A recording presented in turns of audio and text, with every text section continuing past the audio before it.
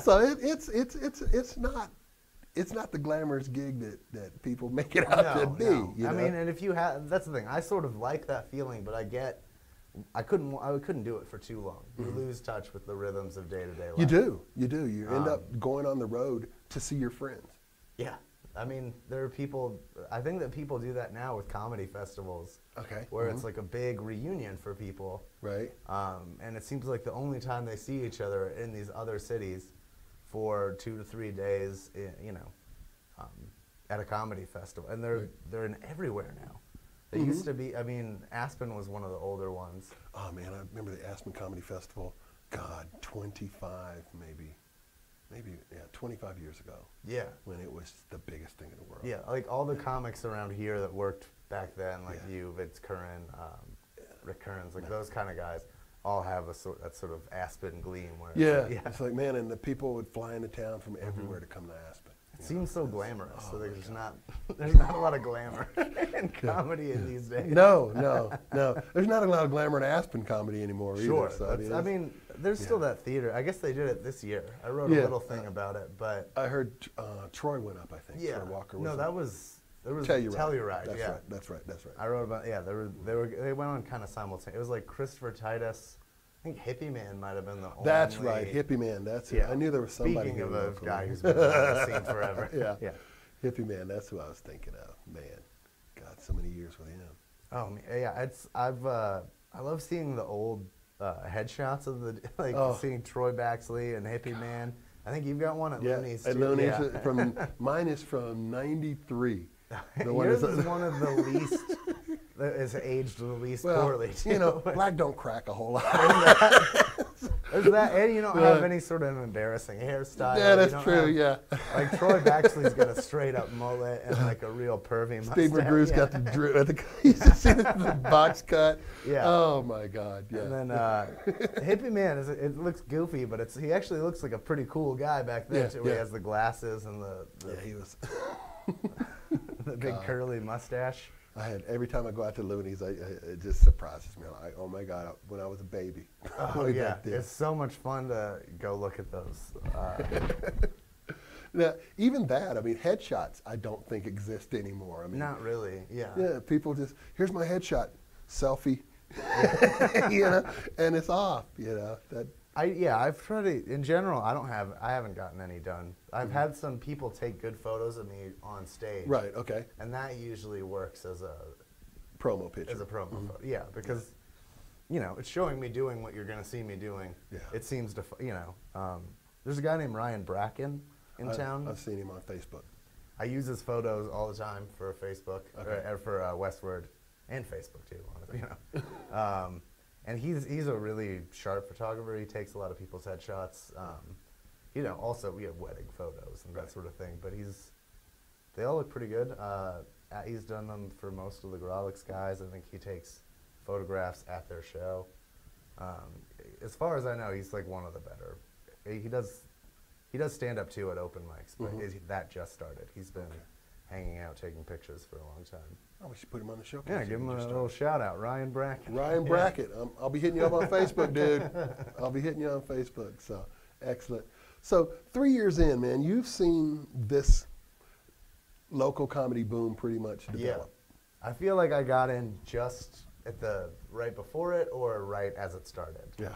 What do you think of the Denver comedy scene? I mean, there's some things about it that are great. I do think we have a lot of really funny comics. I think that, the environment here, I think the Comedy Works, the system going up through like the A to B to C sets, or reverse that.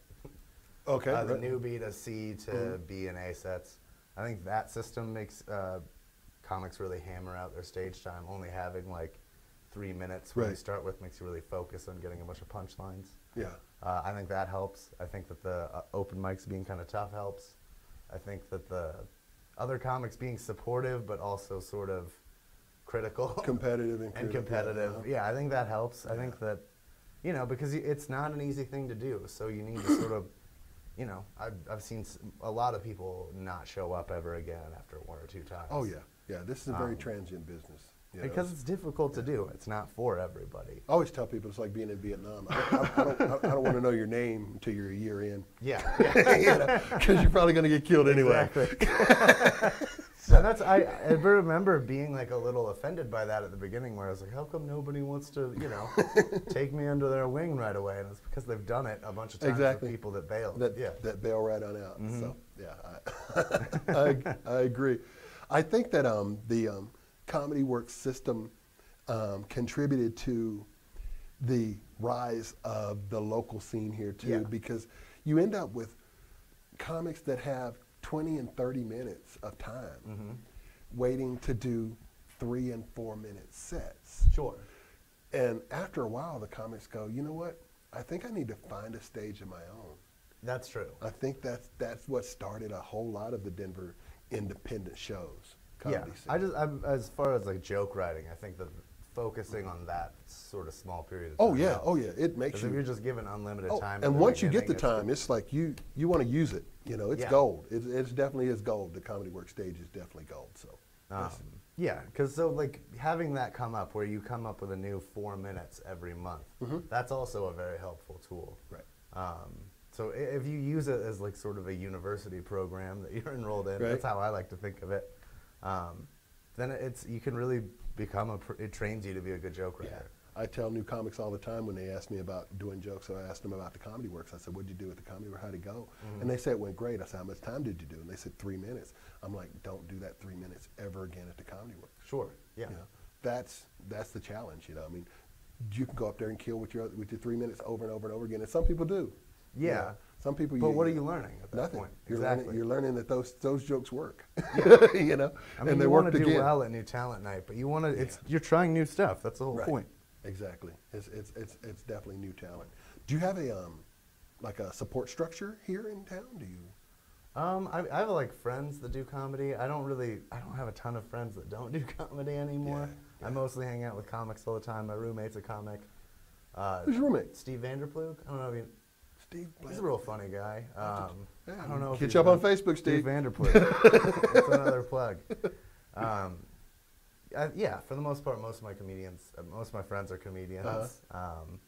And I get along with everybody that I've met for the most part in the scene. All right. There's, I do think that there's not as much small-minded bickering. There's a little bit, obviously, but I've seen other comedy scenes where they don't allow the scene to grow because they're all competing for a really small audience, whereas we're always trying to grow our audience. We're trying to find more people. We're trying to branch out into new neighborhoods, new demos, Yeah, Denver has a huge comedy base. I mean, it is really, people like comedy here. Yeah, and I think that we've been able to maintain so far like a quality that keeps people coming back. Right.